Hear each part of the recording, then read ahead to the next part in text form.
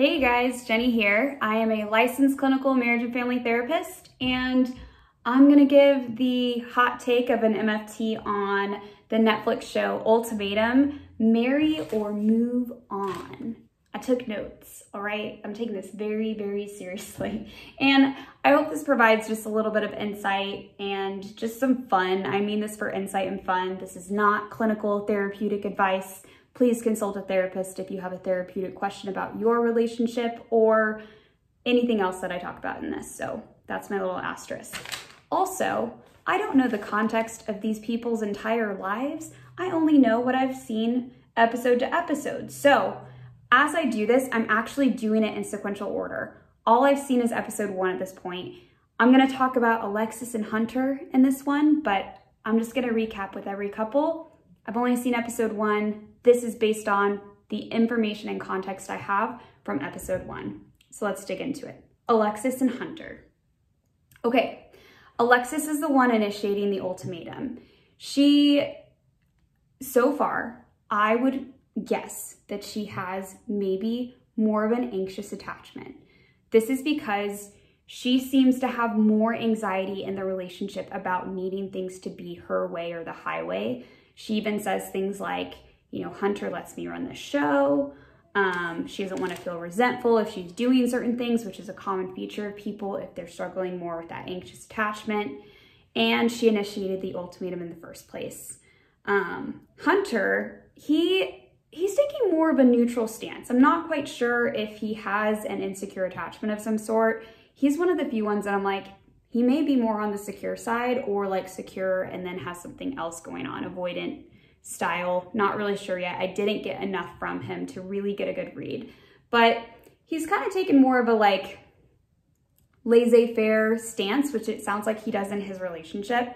He's like, you know, I want to see if I have a connection, talk with people.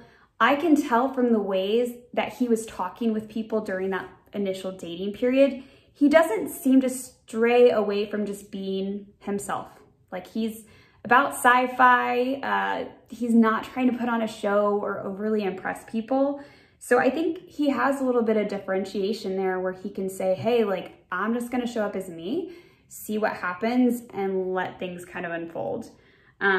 He did mention things around wanting to further his career and that the reason he wasn't wanting to marry Alexis right now was more about wanting things to be more progressive in his career and money. It's really interesting. I'm not sure if that's the real reason or if that's the story that he kind of has created in his mind. In fact, for all of these people, they all have different stories they've created about why they've either initiated the ultimatum or why they're not ready to marry their partner. So I think that will unfold over time, but maybe it is really about his career. I will say with this couple, it is a bit unique, or it is a unique situation with the career money thing because Alexis has stated she wants wealth or needs, kind of expects to live wealthy and to be quote unquote more than comfortable. She was talking about that during a date where she's like, you know, I don't ever want to have to choose between this and this.